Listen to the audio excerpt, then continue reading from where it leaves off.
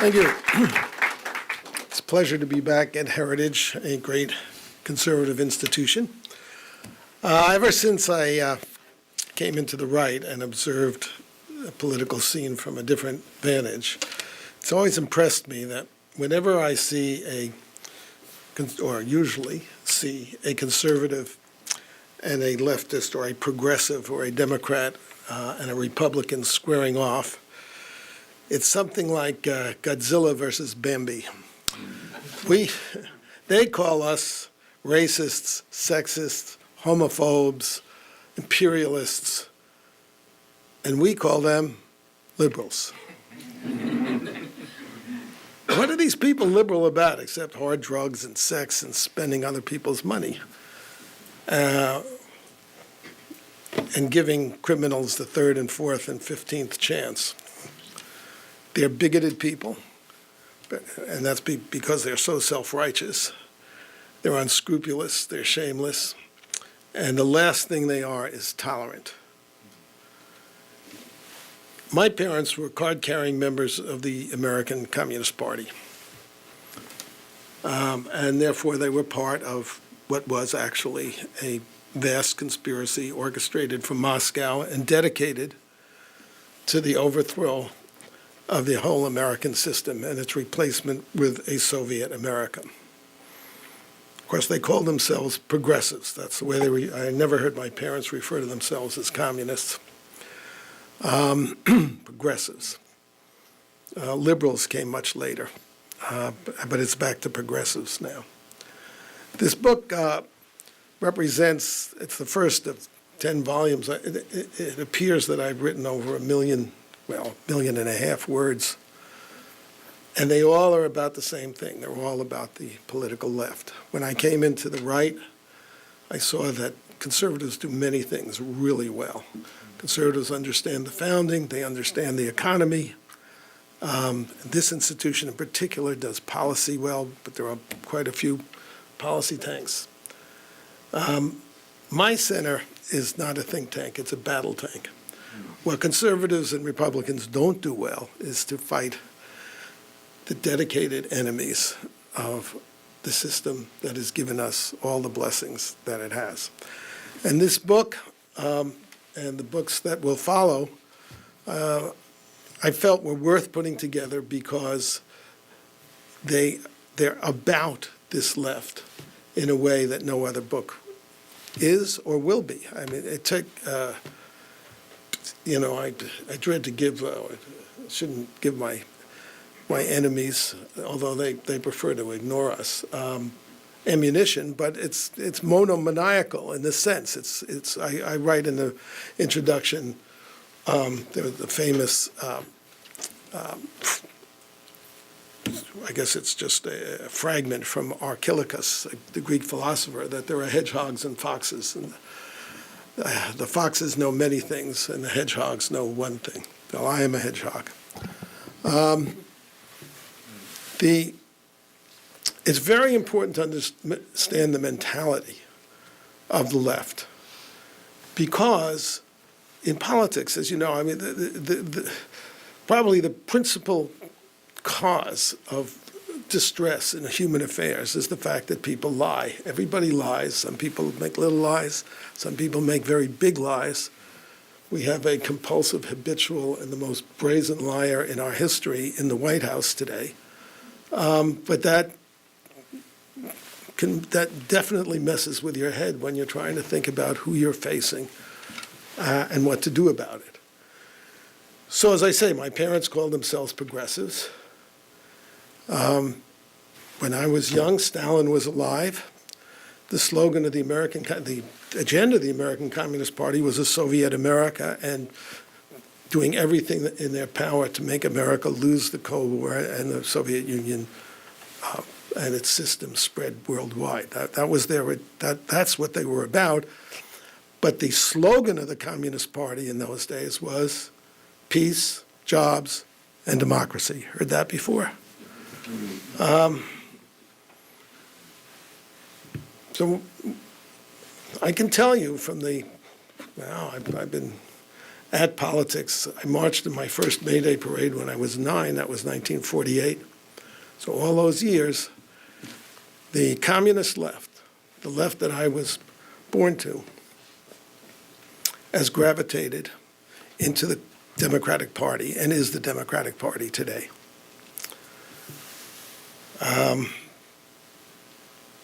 Should be obvious, shouldn't it? Valerie Jarrett, David Axelrod, the two key presidential advisors who shaped Obama's whole political career, were born into the communist left.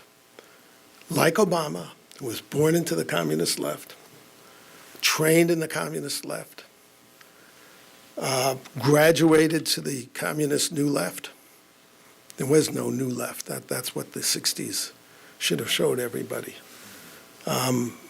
When I realized that, that's when I got out. I always thought, when I was in the left, when I described myself as a Marxist revolutionary, I was critical of the Viet Cong. By the way, I despised Billy Ayers when I was a Marxist revolutionary because he was a rich, snot-nosed, irresponsible twit and an ignoramus, which he remains today. But that didn't prevent me from working to undermine this country and to cause it to lose the Vietnam War, or to really betray the Vietnamese is what we did. And I'm going to do this really quickly. People will say, oh, Horowitz is a relic, he's an extreme, using language like this. But this is the reality of the mentality. Take, for example, Ruth Bader Ginsburg. And of course, our whole perspective, even those on the right, is skewed by the fact that our culture is so dominated by leftists, our press, the definers of our language. Ruth Bader Ginsburg is a left-wing ideologue extremist. That's what she is. There were 4 Republican votes against her confirmation, 4. She was waltzed into the chamber by Orrin Hatch, but got the endorsement of the Republican Party. Not too long ago, Ruth Bader Ginsburg gave an interview. It's when the Muslim Brotherhood was still ruling Egypt, or had just come into power. Now, what the Obama administration has done, which is to be a shill for the Brotherhood, would be tantamount to Franklin Roosevelt aiding Hitler's rise to power, sending him, whether they didn't have jets in those days, an air force, and $1 billion in aid. That's what the Obama administration has done. But not only is the left, and by that I mean the Washington Post, the New York Times, ABC, NBC, covering for him, but even conservatives are, they're tongue-tied in talking about this administration the way it needs to be talked about. And the reason is that conservatives mind their reputations, and they understand that if they do talk like that, they'll be pushed or portrayed as on the extreme and so forth. Ruth Bader Ginsburg was interviewed and about Egypt's going to get a constitution. Well, if the Muslim Brotherhood is running Egypt, what's the constitution? What's the motto of the Muslim Brotherhood? The Quran is my constitution. So it's all lies. And of course, Hillary, the idea that Hillary could be regarded as a prospect for president when she's done what she's done as Secretary of State is mind-boggling. We live in a surreal world, is what that means. So anyway, she said, in recommending a constitution to the people who already have one, which was written in the 7th century and hasn't evolved an inch since then, was, well, don't use the American Constitution, it's old. This is the way they think. It's old. It's just a piece of paper that was written 250 years ago, has had obviously no influence on the prosperity and freedoms that we enjoy, I guess. It's old. We need a living Constitution. They hate the Constitution. Why? Because Madison designed it to thwart the left. It's right there in Federalist 10. Redistribution is communism, and he said it was designed to thwart wicked projects like redistribution of income and taking away property. The American Constitution is old, she said. Try the South African Constitution. I was in South Africa when Mandela was released. I interviewed the left there. Their mentality, and that is the ANC, which is run by the South African Communist Party, which are the designers of the Constitution. Their mentality was Stalinist in the 30s. And as a leftist, I'm well aware of the gradations and the little revisions and so forth that go on through time.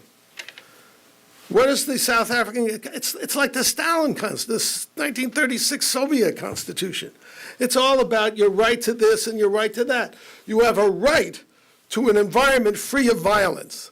It's what Madison called, he called them parchment rights, but the people who don't get what parchment is, paper rights. They're meaningless. South Africa has seven times the murder rate as the United States. It's the rape capital of the world. And typical of the left to conduct the international divestment of South Africa, topple what was actually the de Klerk regime it's the regime that freed Mandela and could have plotted a decent future for this country. But no, the American left decided to blow up the South African regime, put the communists in power, and then forgot about it, just the way they forgot about the Vietnamese when they were being slaughtered by the communists. I've compared in Gatsby, Scott Fitzgerald the way he describes the rich is they break things and leave other people to clean up their messes. That is a perfect description of progressivism. Okay, so the Constitution, it's all these phony rights. And then there's actually a phrase in the Constitution, I'm going to quote this, you won't believe that it's there, but it is, discrimination is unfair unless it is established that it's fair. Swear to God, that Orwellian phrase. And property rights, the Constitution protects property rights, which property can only be expropriated, they use the Marxist term, expropriated, if it can be shown that this will be a universal good. So it's a communist constitution. Now, it's not just that Ruth Bader Ginsburg, this left-wing extremist ideologue who's portrayed as some kind of a liberal moderate by us as well as by them. Not only that she endorses this communist constitution and prefers it to ours, this is the battle in the world today, people. Not only does she do that, but what do her so-called liberal colleagues do? Is there a dissent? Did the other communists on the Supreme Court, Kagan and Sotomayor, say anything? Well, of course, Sotomayor they weren't there yet. But have they said anything? No. Breyer? No. Any Democrat? No. What does that tell you? I mean, you can call it the Popular Front. I don't care. They're communists and they're fellow travelers and dupes. But the mentality of the Democratic Party today is a communist mentality. The left has learned from the 60s. In the 60s, we said, we actually were rebelling against our parents who pretended to be Jeffersonian Democrats. That's what they said when they were called, when they were in court, when they were called before hearings. They're Jeffersonian Democrats. No, they're not. They're Marxist communists. That's who they are. We in the 60s didn't want to pretend that. Remember, Jerry Rubin showed up at the HUAC committee hearing dressed as an American revolutionary. We're revolutionary. We want a revolution, and we want it now. That's what we said. And that was actually very decent of us because it warned people what we were about. And that's one big reason why the 60s failed in the 60s and has succeeded in the last decade in taking power in this country. That's what this is about. This is the triumph of the 60s, which is the triumph of the communist left in America.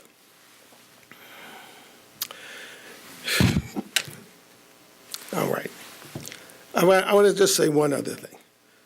You'll say, well, they're not communists because they're not putting people in the gulag or suppressing their free speech. Well, that's because they can't yet. I conducted a quixotic campaign on American campuses. It was for an academic Bill of Rights for students. I based the entire campaign on the 1915 AAUP, American Association of Universities Professors, famous classic statement on academic freedom. And all it said was that students should be presented when there's a controversial issue, which is the entire liberal arts division. That's all it's about, is controversial issues. There should be two sides presented, at least, fairly. And the students should be left to make up their own minds. And they should have required readings on both sides. That's all I said. I was pilloried from one end of the country to the other by the AAUP and by the AFT and by Democrats. And I had pitiful support from Republicans. The universities today, a conservative on a faculty is as rare as a unicorn. Well, there are some, but 2 or 3, 5, maybe. And they're all, of course, subject to punishments if they are vocal and active conservatives. So most of them are not. Is there a protest from the liberal House about the suppression, about the one-party system that's been imposed on our universities? Not to mention the student newspapers. No. So they are revealing their true agendas to the point that they think they're able to. And of course, the mentor of the entire left today, Saul Alinsky, that is the message of his book. Don't telegraph your agendas. The 60s made a big mistake. They didn't lie about what they wanted. We lied about a lot of other things, but we didn't lie about what we wanted. Don't make that mistake. That's Alinsky's book. You do what you can. So you got Obamacare. You sell that. You say you want to cover the uninsured. The one thing it's not going to do is cover the uninsured. But everything else about it is a lie, too. They've lied about everything. Because the true agenda is to create a they really want a single payer. We know that. Why do we enable them by calling it single payer? It's communism. Is it not? The state is your health care provider. The state. They can take it away. Somebody who provides it can take it away. What's freedom? What freedom do we have left if the state controls our health?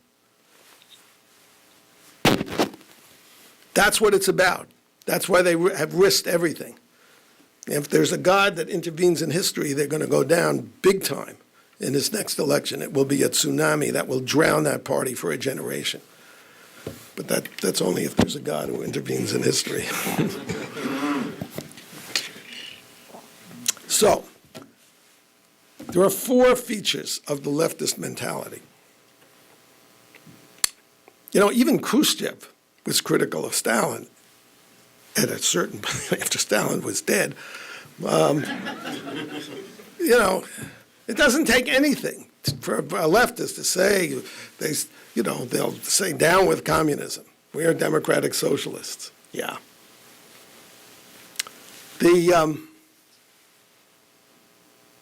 The first characteristic, the first thing that divides, and this is the fundamental divide of our century and of the last century and of the modern age, really,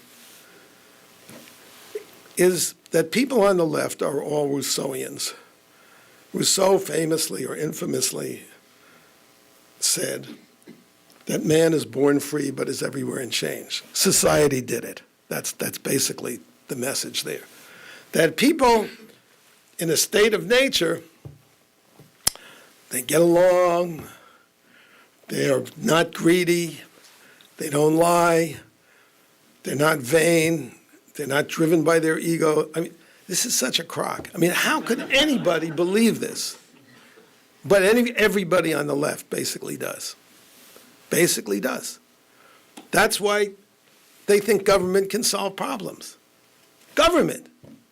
Government, the creator of slavery, segregation, wars, whatever. Why can government, how can people, you take the people who are lying and stealing and cheating and oppressing, and you give them lots of power, and they're gonna fix everything. No, they're not. They're gonna go on being who they were when they weren't in power. Only much, much, much, much worse. And that's what we see,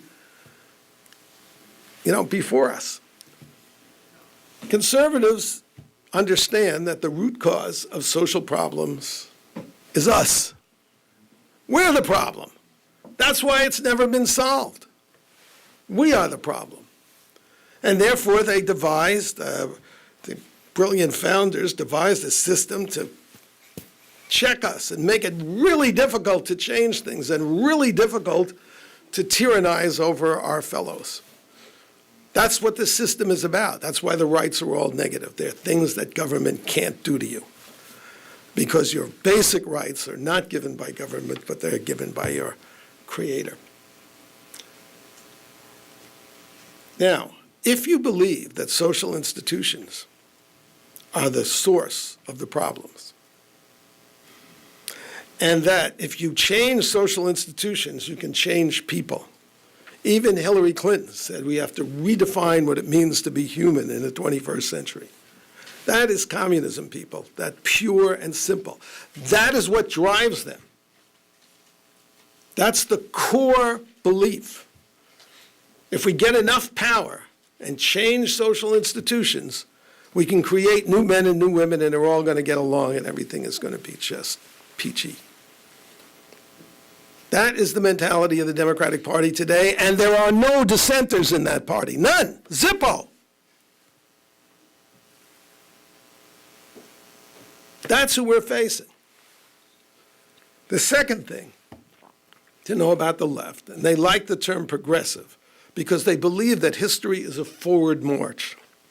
Things are getting better and better. Now there are setbacks, but it's moving forward. Barack Obama placed a carpet in the Oval Office, which has an inscription. The moral arc of the universe is bent towards justice. No, it isn't. No, it isn't. Is there a worse century in human history than the 20th century from the point of view of the slaughter of human beings, the genocides, the slave labor camps, and the oppressions? And the 21st century, if we don't stop these people, is going to be a lot worse. It's the first thing I said when Obama got elected the second time. A lot of people are going to die because of this election. And unfortunately, it's proving to be true, and will be, if they had conducted that deal with the Iranians, truer still. So progressives believe that there's a happy future.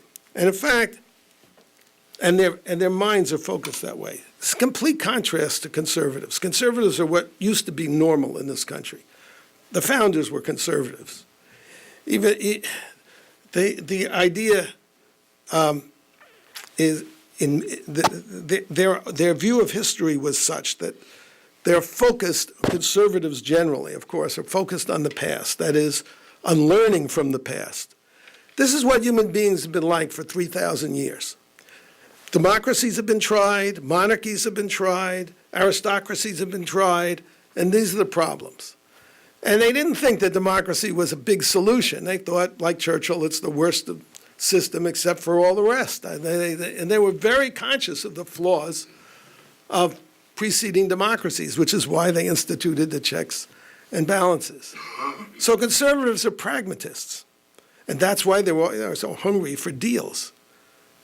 My message to Republicans, don't make any deals that help the Democrats and Obama for the next year, please. You can make deals when you are in the driver's seat. Don't make deals from weakness. Progressives are focused on the future. And what's the chief characteristic of the future? It's imaginary. It's never the future they are focused on never existed in human history. And as conservatives, we understand it can never exist. It's an impossible dream and a very, very destructive one, as we know from the history of progressive movements in the 20th century, which killed 100 million people in peacetime. Hitler killed them in wars. He killed plenty in peace, but he didn't kill 100 million people. It took a progressive to do that. It is as I've said in many places, a crypto religion. The world is a fallen place. And we're going to save it. This is what makes them so dangerous. They see themselves as a savior. A decent, I would say authentic, but an authentic religion says the world is a really screwed up place, and human beings are incapable of unscrewing it. But when we die, you have a faith. You can't know, you have a faith. My friend Christopher Hitchens could not know there was no God. That's just his religious faith. But a true religionist has the faith that it'll all be sorted out on the other side when we see face to face. That's the only kind of redemption or belief in redemption that I can respect. People who believe the redemption will take place in this life and they're going to be part of it, that's the Hitlers, that's the Lenins, that's the Maos.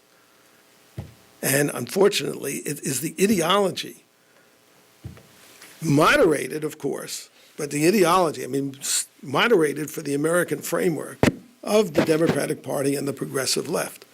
If we have the power, we can do it. So if you believe that, as I said, that social institutions can change things by getting enough power, then when you look at your opponents, who are the people who are not going along with the program? You see yourself as the army of the saints. Who are they? They're the party of Satan. You are the party of Satan. If you want to understand a so-called liberal, just think of a hellfire and damnation preacher and his mentality. That's what it is. That's why they're rude. They're always interrupting. That's why it doesn't bother them in the least that there are no conservatives on their faculties, because conservatives are evil. They're spreading ideas that are evil, that are keeping people from enjoying this paradise on earth that they're going to bring about. Third characteristic is their alienation from this country.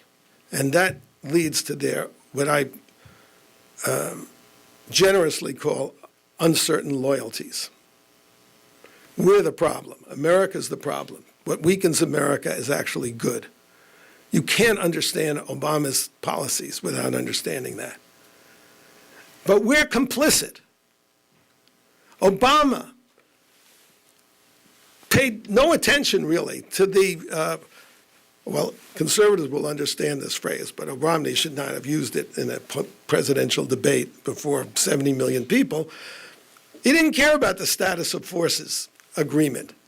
That is, we spent $1 trillion, we lost thousands of lives to keep Iraq out of the Islamo-fascist hands, and Obama just kissed it all goodbye. We don't have a troop there, we don't have a base there, and anybody hear the apologies from all the Democrats and leftists who said it was about blood for oil? What oil did we get? The Chinese got the oil. America is a patsy. That's basically. But Obama betrayed every American that gave their life for the people of Iraq. Every one of them. And not a single Republican said anything. Accused him of that betrayal. And it's not just Republicans. I know there's a lot of people probably here who think of themselves as conservatives rather than Republicans. Well, what did conservatives do? Where's the conservative screed on that? There is none. There is none. Waking up a little bit over Benghazi. It's the most shameful act in the history of the American presidency. It's so un-American. It's beyond politics. Americans don't leave their dead on the battlefield. They certainly don't abandon American heroes. These were Navy SEALs who served Obama. You don't hang up the phone and forget about them when they're fighting for their lives for the next 7 hours. But he did. He did, and so did Hillary.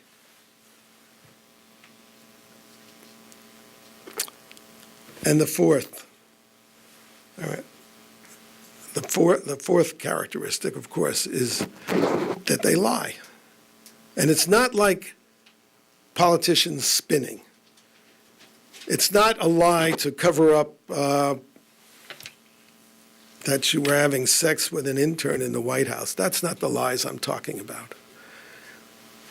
You cannot be a leftist without lying, and lying about the most basic strategic facts of who you are. Leftists may be they are delusional because they believe in this social justice at the end of the rainbow, the kingdom of heaven on earth that they're going to bring about. I mean, how arrogant is that? But they're delusional, but they're not stupid, which is why my parents called themselves progressives. And my mother, of course, was a registered Democrat. Why do you call yourself progressive? It's the same reason that, now, I don't want to upset anybody who is a true believing libertarian, but a lot of people say I'm a libertarian rather than a Republican, particularly in Hollywood. It's safer. You cannot telegraph your agendas. If you know, I'm sitting there with of course I'm like Tiresias, I guess, who was, you know, he spent 7 years as a woman, so everybody was always coming to him for advice. I see Nancy Pelosi, when Obamacare was passed, beaming and saying, you know, first we did was, I guess it was first was Social Security. And my conservative mind says, bankrupt. And then she goes, and then Medicare, bankrupt. And now we're going to triple or quadruple down. I mean, you never know that all those figures they put out in the beginning are lies. It's probably 10 times what they say it's going to cost. How can you be so delusional? Because in her mind, these are just building blocks of a socialist America. That's what it's about. That's the agenda of Obamacare. I never thought I would live to see the day when I would say that we are on the, I don't want to make this overly dramatic, but we're within reach of a totalitarian state in this country. If you are prepared to use the IRS to punish your political opponents, and trust me, I mean, when the Clintons were in power, they were doing it too, but not only is Obama behind that, but he's promoted everybody that's involved in it. If you are willing to use the IRS to punish your opponents, if you have a healthcare system which controls, that's what it's about, the services that you provide to people to save their lives and the lives of their loved ones, and you have a spy agency that knows everything that's going on, you don't need a secret police to destroy any opponent. It's right there at his fingertips. And obviously, he doesn't care, or he does care. He's protecting it. Who has he fired? How do you understand this mentality except that this is a communist in the White House? Somebody who was brought up by communists, trained by communists. Stanley Kurtz has written an absolutely definitive book on Obama's history as a radical and his training and his mentality.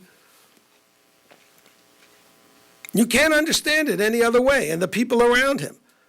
But what's truly frightening is that the Democratic Party is on board for this, and I understand there's all kinds of self-interest for people running for office and so forth. And then you have the Soros, who has put together a coalition of the true communist left, like the new mayor of New York, elected by the Workers' Families Party, which is a Hillary supporter. Richard Poe and I wrote a book called The Shadow Party, which has all this, you know, in there. It was written years ago.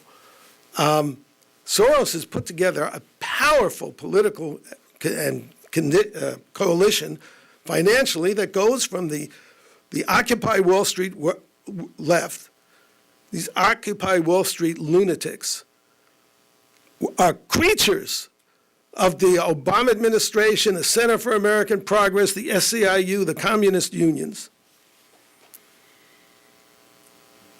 We're in trouble as a country. These are very, very dark days for this country. Now, I'm going to conclude here, but not to depress you all. There's been an earthquake on the conservative right since I came into it. The first thing that looking with the eyes of a leftist, recent leftist, at the conservative side, I said, where's the army? Where's the ground war? Where's the SDS? Where's the MoveOn.org? Where are the unions? All these forces for communism on the left that have pushed the Democratic Party from the McGovern days. It started with McGovern. It took 40 years, but have taken over that party. And there was none. And it's not like 5 years ago where you couldn't find 3 conservatives agreeing to march on Washington because they look at each other and say, what are we, collectivists? That's what they would say. And now there have been 100,000. The Tea Party is the earthquake. You would not have a Cruz standing up and saying, no, we are not signing on to this without the Tea Party. And the best thing that all Republicans can do is just stop the fratricide right now. Let the primary voters decide. You have any belief in this system as a democracy, you have to believe in the grassroots that it's going to make mistakes.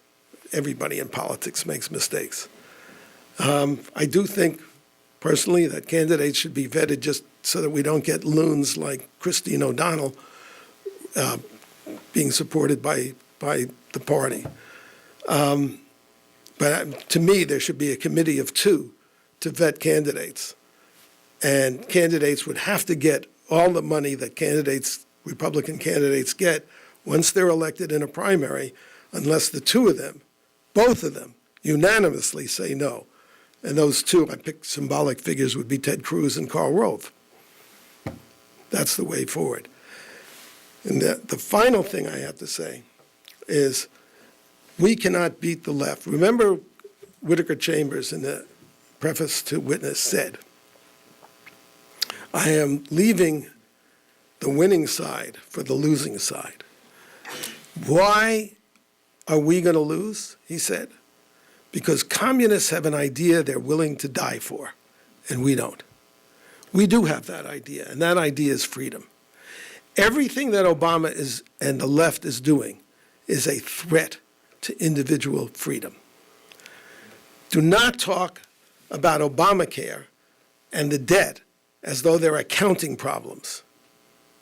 What they are daggers aimed at the youth of this country. It's a war on the young. Because of Obamacare is taxing young and healthy people. That's what it's about, heavy taxes on them, to fund people who are at the end of their lives and who have abused themselves. Maybe they've just been unfortunate. We can find a way to help them, but we don't have to do it by punishing the young, by having them graduate from college with $100,000 debts, with running up trillions of dollars in deficits that they're going to have to pay. What does that mean? It means another day of indentured servitude. Taxes are a form of indentured servitude. You work for the government instead of yourself. And what Obama has done and what the Democratic Party is dedicated to doing is increasing the days when you are a servant of the state and not free. And that has to be the Republican rallying cry. Thank you.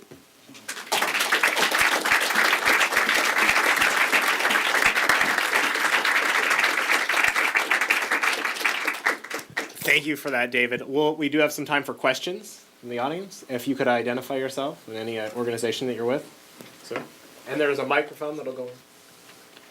Thank you for a depressing but stirring presentation. My name is Dr. Sebastian Gorka. I'm with the TheHeritageFoundation for the Defense of Democracies. My father was put in prison for life by the communists, so I can relate to what you're talking about. And I like this idea that they lost in the 1960s, but they've won through stealth since then. From your presentation, it seems clear that we are in a very small minority in terms of understanding the deep story. There may be people who are disturbed, getting thrown off their healthcare and everything else, but to understand the backstory to where we are today, there's very few of us. Given your reputation and what you've accomplished and the 10 volumes of articles, it would seem very lacking in strategy to attack those on your own side. Can you talk about why you've taken somebody who's written what I think, as a PhD who teaches at university, a historically important book, such as The Betrayal of America, and divided the right yet again? If you had issues with Diana West's technical expertise, then take her to task on that. But ad hominem attacks that destroy the unity of our camp will not make us stronger in 2016. Okay. So I'm very curious for the motivation. Thank you. Okay, for people who are not aware of the sequence of events, I have several websites. One of them is Front Page Magazine. It's edited by Jamie Glazo. I'm a very busy person, as you're writing the million words, so I actually don't monitor Front Page. And I have been on many college campuses where I've been confronted, and you published this article. I was not even aware that the article appeared. An article appeared, it was a review of Diana West's book, American Betrayal. And it was an endorsement. And I knew that was it was going to be read, whatever I said or anything, as an endorsement from me. And I looked at the book. Actually, Ron Radosh called me and alerted me that the review had appeared. So I got the book off Kindle, and I began reading it. And in my judgment, it is a very, very bad book, and I see it as a threat to everything that I've done, and that Radosh has done, and that Harvey Clare and John Earl Haynes and all of the conservatives who have dredged up the information from the archives about communist influence. But I don't attack people on the right. I removed the review, and I had Jamie contact Diana, who is here with us today, and instructed him to tell her that we were removing the review that we had run. I talked to the person who reviewed it. This book is a complete reinterpretation of the Second World War, based on the presence of Soviet agents and communists in the Roosevelt and sympathizers, fellow travelers in the Roosevelt administration. And to inform Diana that we're going to run, I removed the review because I didn't want to be seen as endorsing the book. And we were going to run another review. And that if she needed to reply, if she felt that it merited a reply, she could have as much space as she required, as she wanted, to respond to it. And I actually had in mind, something told me I better wait to see her reaction, of inviting her to my restoration weekend and having her, because I already knew I was going to ask Radosh to review it, to debate Radosh. I'm a great believer in intellectual debate and dialogue. For removing that, she rejected the offer and went on the attack. She called me a totalitarian. She's called me a commissar, a book burner. So if you have a problem with this so-called war, the war is all coming from her end. I have done nothing except I wrote 2 replies because I was personally under attack, explaining what I've explained here. So I think it's a very, very bad book. And the reason I think it's a bad book, just to give an example, one of the chapters starts out, was D-Day a Soviet plot? instead of saying, I think Soviet D-Day was a Soviet, the whole chapter is designed to prove it. But the way she proves it is by, she talks about how Hollywood is pro-Soviet. She talks about a general who was upset that we didn't follow Churchill's plan through the Balkans. In my view, the way to approach that kind of question of whether it was a Soviet, first of all, you have to identify the specific Soviet agents that made the D-Day decision. Otherwise, what you have Eisenhower, you have the general, you're impugning the loyalty and integrity of the whole general staff. Then you have to analyze the military forces involved. What were the military arguments for not going up through the Balkans, but for going through France, so forth and so on. Book doesn't do that. She keeps waving, there's 500 Soviet agents in Washington. Well, how many people were there? How many bureaucrats, how many officials were in Washington? If it's tens of thousands, probably hundreds of thousands, I don't know. You really have to be very specific. She claims that Harry Hopkins was a Soviet agent, an actual agent, Agent 19. There's a controversy. Stan Evans is also here. There's a controversy over that, but it's pretty clear, and I'm not an expert in this field, but it's been pretty clearly established that Lawrence Duggan was Agent 19. But that's not, it's just sloppiness, intellectual sloppiness across the whole book that caused me, I actually didn't intend to launch a campaign against it, to write, to remove the favorable review that Mark wrote, because, when I talked to him, he said, I don't really know anything about the Second World War. I thought we were just promoting a conservative book. It embarrasses me to admit this about my magazine, that my editor and one of my writers could think that we abandon our responsibilities for establishing standards over a book. But I can understand that. As an author, I will tell you, when I revealed, we wrote an article, Peter Collier and I, we were #1 best-selling authors in 1985, top of the New York Times list, front page of the New York Times. And the Washington Post called me to pick my brains about Joe Kennedy Jr. And at the end of the interview, he said, what are you guys up to? I said, you won't believe this. We just voted for Ronald Reagan. Oh, that's a good story. So we wrote Lefties. Actually, our title was Better Ron Than Red, but they called it Lefties for Reagan. And when that appeared on the front page of the Washington Post magazine, the Sunday magazine, Peter Collier said to me, our literary careers are over. And I'm a cockeyed optimist. What are you talking about? Absolutely true. Absolutely true. My books are not reviewed anymore, and not reviewed certainly in the New York Times. I was called a relic by Noah Feldman, an apologist for the Islamo-fascists at Harvard, in a little squib on one of the books. But that's the only mention that I've gotten. Wiped out. So I am in the business of promoting conservative books. I think conservatives put an enormous amount of intellectual energy into the books they write. The conservative press is not good about seeing that conservative books get reviewed. And so, I have Jamie interview the authors, and I'm lax in that area. I'm just trying to redress a terrible imbalance. And I regret that this,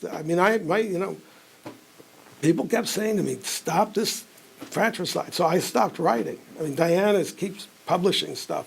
She's got a whole book. It's 22,000 words. It's called Book Burners. That's me and Radosh. For one bad review. Come on. Yes. Oh, you should call out people. Yes, Wes. Hi, Rob. The microphone's coming. Pardon? Oh, okay. Wes Vernon. I now write for RenewAmerica.com. I remember reading Shadow Party 15, 20 years ago, and you outlined a plan whereby Soros, whom you referred to a few minutes back, is hoping to bring about a second constitutional convention by the year 2020. Well, then it was about 2 decades in the future. Now it's 7 years. And I'm wondering, where is that going? And what, if anything, or anybody is doing to try to head it off? James, I think it's a very good question. I can't answer it because I didn't like even writing about Soros. I mean, I did it because it had to be done, so I haven't paid attention since then. And I'm always very wary when conservatives propose constitutional conventions and amendments. Don't mess with the document. You know, it's the only anchor that we have, and it's being shredded, to mix some kind of metaphor as we speak, by the Democrats. But I think that somebody should be on Soros in particular. We don't have a Soros to the right. That's one of the big problems. He's got the Democracy Alliance at $50 million a year that he spreads around left-wing organizations. I did a book with Jacob Laxon called The New Leviathan, which shows that in the area where Heritage is operating, in the policy area, in the 501c3 advocacy area, on the environment, on foreign policy and so forth, the right is outfunded 10 to 1. Minimum. That's not counting the universities, which are all left-wing think tanks, 10 to 1. So the right isn't going to stand. Oh, he's supposed to do it. So, sorry. Hi, David. My name is Peter Husey. For the record, Diane mentions my grandfather twice in her book. His name was Helmut von Moltke, the leader of the July plot to kill Adolf Hitler. He was arrested prior to that in January and tortured and executed.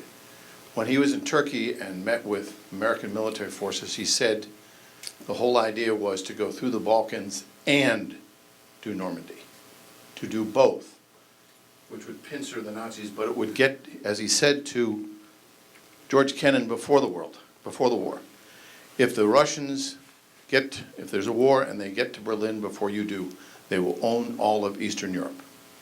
And he said, that you never want to see happen. Just for the record, I think, to be fair. My question to you involves Islamist threats we face and the states that run with them, because it is not just individual states. I often hear that most Muslims are perfectly fine people, but it's the radicals. You've seen that from this administration. And that they call them fanatics or whatever they want. In the world we face with communism, a lot of people who are Marxists, who call themselves communists, didn't run concentration camps or have designs to blow the world.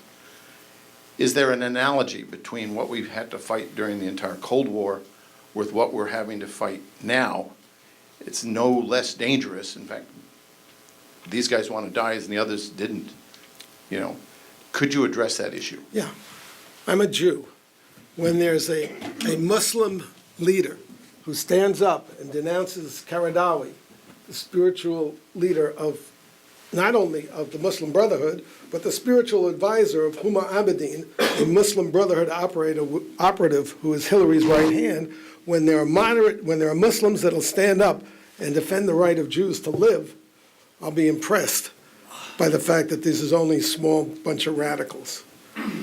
I see government all over the Middle East with leaders who are calling for the extermination for the Jews. I don't see one Muslim government leader who's denouncing that. I don't see that many Europeans doing it either. So I think this is much worse than we faced. And this is the worst threat we have ever faced. Sure. Stan. Yeah. Thank you very much. David, I agree with almost every word you said in your speech until you started in on Dinah West's book,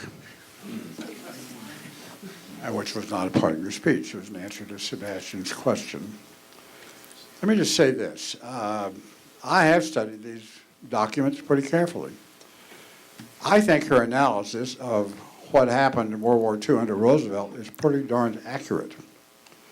And there's no time to expand on that here. But let me pick up one thing that I want to punctuate with and then ask you a question, if I may. You mentioned the case of Harry Hopkins. I got embroiled in a controversy over this myself, and I won't go into the details. The controversy over Harry Hopkins is not precipitated by Diana West. All she was doing was citing the work of Herbert Romerstein, who was an absolute expert on this matter. And he was basing his comments on what Akhmerov, the leading illegal in the United States, said in a speech reported by Oleg Gordievsky, whom Herb knew, who said that during World War II, Hopkins was the principal Soviet agent in the American government. That could be right or wrong. Herb thought it was right. He said it was conclusive. Diana simply cited that. Secondly, the question, and my question is based on this. You mentioned the numerical factors of, there were only 500, or I think there were more than that, but say there were 500 of these Soviet agents, communist fellow travelers in the government, versus tens of thousands of employees. That is not the issue. The issue is, where were they situated? That's right.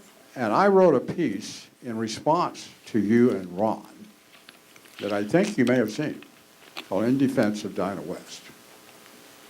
And I went into the question of who these agents were and where they were located. Hiss, in the State Department, the principal American operative who knew what he was doing at Yalta, which is a chapter in a book that Herb and I did a year ago. Lachlan Curry in the White House. Harry Dexter White at the Treasury, orchestrating all kinds of policy initiatives to aid the Soviet Union, and the records show that very clearly. Did you read my rebuttal? And if so, please tell me what you thought of it. Okay. I don't want to get into the weeds here, but let me just say this. Look, the big deal about Yalta was the division of Europe, right? Giving Stalin 70% influence. Also, China. Okay, but let's. I don't want to get into a historical thing. I just want to show what I think is wrong with the book and with your defense of it. So Yalta, the crime of Yalta was to have delivered Eastern Europe to Stalin. As it happens, it was Churchill who made that agreement. Yes, this famous piece of paper in which Churchill met with Stalin, wrote it down. So you have to argue that either Churchill was a Soviet stooge, or there were more complicated factors involved, and then you analyze the factors and okay, but this is what the book doesn't do, and it's why I disagreed with it. I don't want to, it's interesting, I mean, I wouldn't think of sending a little army to Diana West's book presentation to attack her. But for just of those, you heard my talk.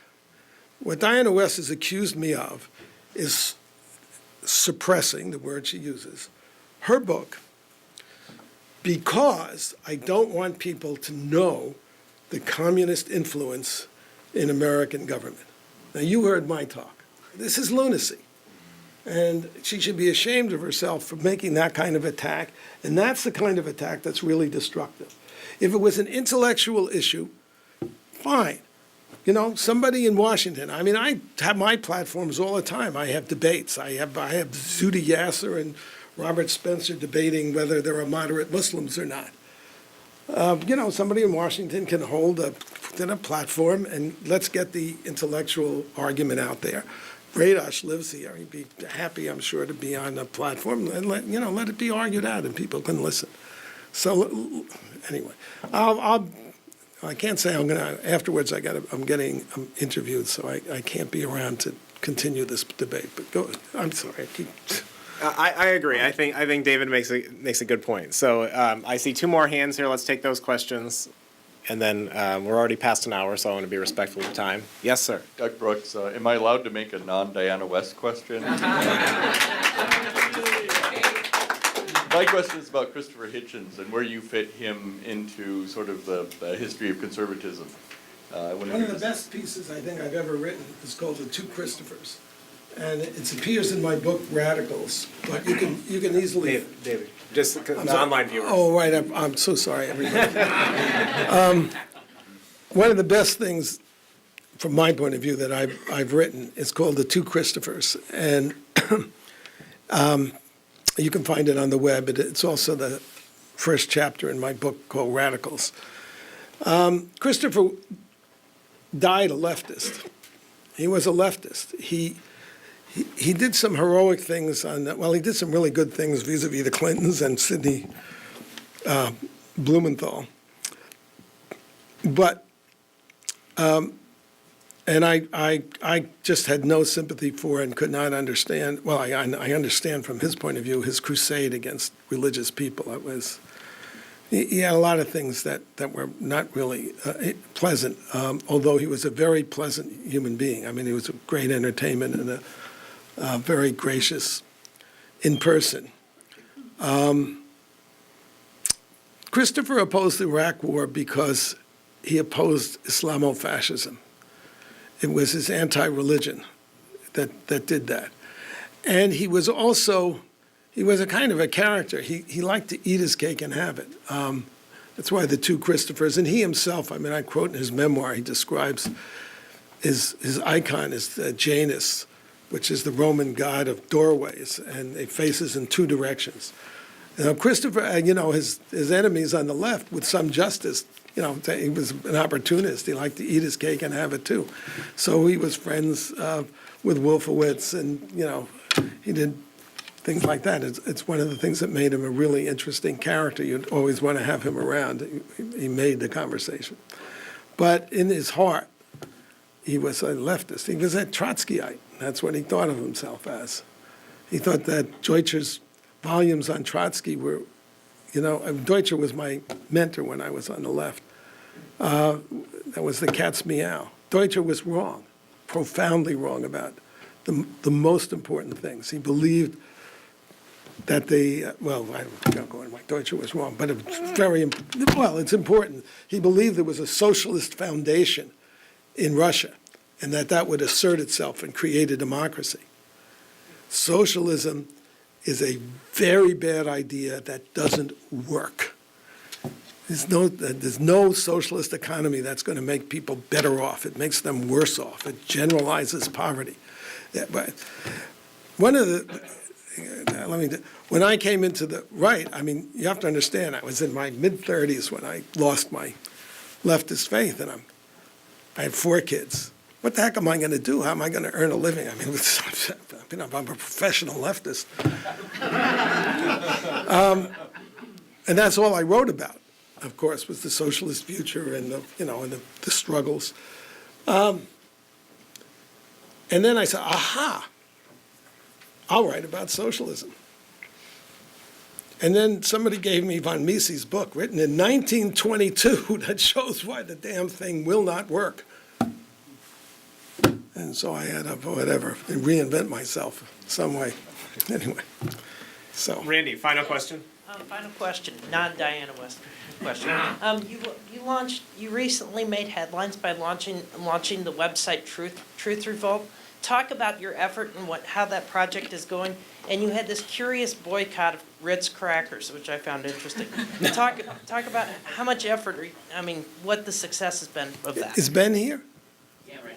Yeah, there's the founder of Truth Revolt. What I did was I invested in this brilliant young man. That's it. You want to do it in a quick little answer to that, Ben? Andrew can give you the mic. Okay. Come on. Okay, come on up. I feel like Andrew going to My Anthony Weiner's press protege. conference.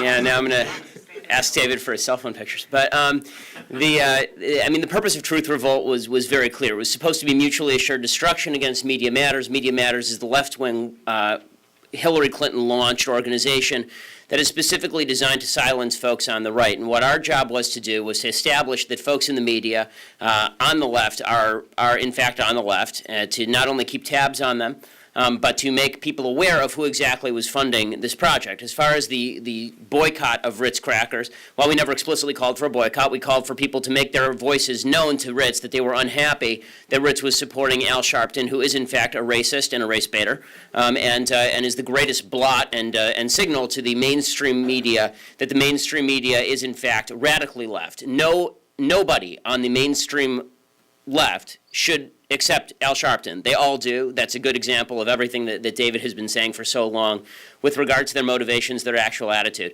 With regard to what our goals are with Ritz, Ritz has been completely silent. They're a multi-billion-dollar corporation, which is not particularly surprising. Mondelez International owns them.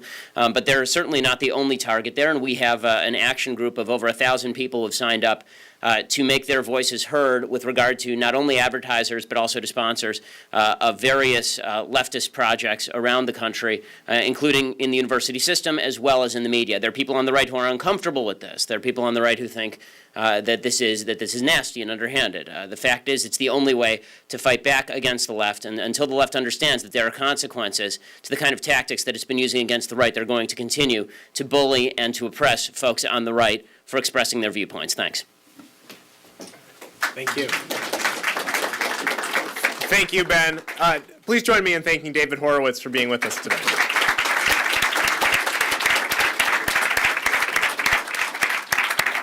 You're able to purchase a copy of his book in the hallway as you leave.